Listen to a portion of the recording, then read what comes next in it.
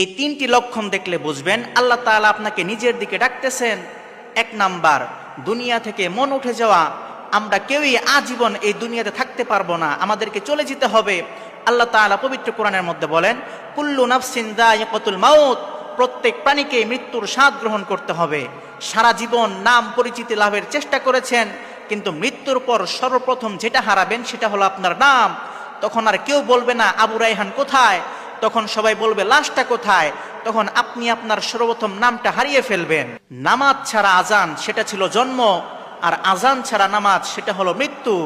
এই জন্য এই দুনিয়ার মায়ায় পড়বেন না। এই দুনিয়াটা হলো একটা ফাঁদ, দুনিয়াটা হলো একটা মায়াজাল। এই দুনিয়াটা হলো ভাড়া বাড়ির মতো, যতই সুন্দর করে সাজান না কেন মালিকের নোটিশ পাওয়া মাত্রই ছেড়ে চলে যেতে হবে। এই দুনিয়াটা হলো খেলতামাশার জীবন। আল্লাহ তাআলা পবিত্র কোরআনের মধ্যে বলেন, ওয়ামা হাযিহিল হায়াতুদ দুনিয়া ইল্লা লাহু ওয়া লাইব, এই দুনিয়াটার জীবন খেলতামাশা ছাড়ার কিছুই না। আখিরাতের তুলনায় এই দুনিয়াটা কতটুকু আপনারা কি জানেন? আল্লাহর হাবিব সাল্লাল্লাহু আলাইহি ওয়াসাল্লাম হাদিসের মধ্যে বলেন, তোমাদের মধ্যে কেউ তার একটি আঙ্গুল সমুদ্রের মধ্যে ডুবিয়ে তুলে এনে দেখুক তার আঙ্গুলের মধ্যে কতটুকু পানি লেগেছে।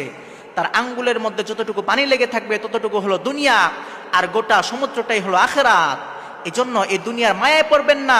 আল্লাহ তাআলার কাছে এই দুনিয়ার কোনো মূল্য নেই। আল্লাহর হাবিব সাল্লাল্লাহু আলাইহি ওয়াসাল্লাম হাদিসের মধ্যে বলেন, লাউ কানাতিদ দুনিয়া তা'দিলু ইনদাল্লাহি জানাহা বাউদাতিন মা সাকা কাফিরান মিনহা শারবাতা মাইন।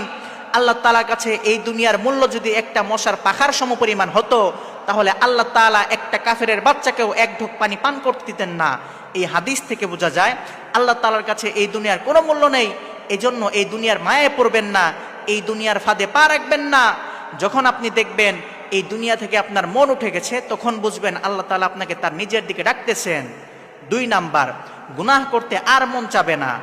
যৌবন বয়সে কতই না গুনাহ করেছেন, বন্ধু বান্ধবের সাথে কতই না ঘোরাফেরা করেছেন, আড্ডা দিয়েছেন, ক্লাবে গিয়েছেন, নাচানাচি করেছেন, কিন্তু এমন একটা সময় আসবে যখন আপনার গুনাহ করতে আর মন চাইবে না।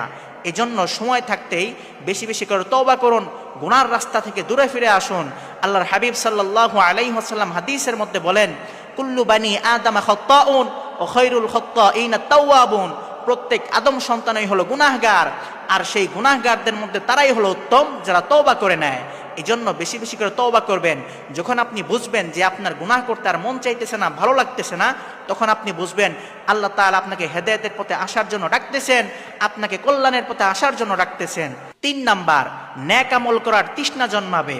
যখন আপনি এই 3টি আলামত দেখবেন, তখন আপনি বুঝে নেবেন আল্লাহ তাআলা আপনাকে তার নিজের দিকে ডাকতেছেন।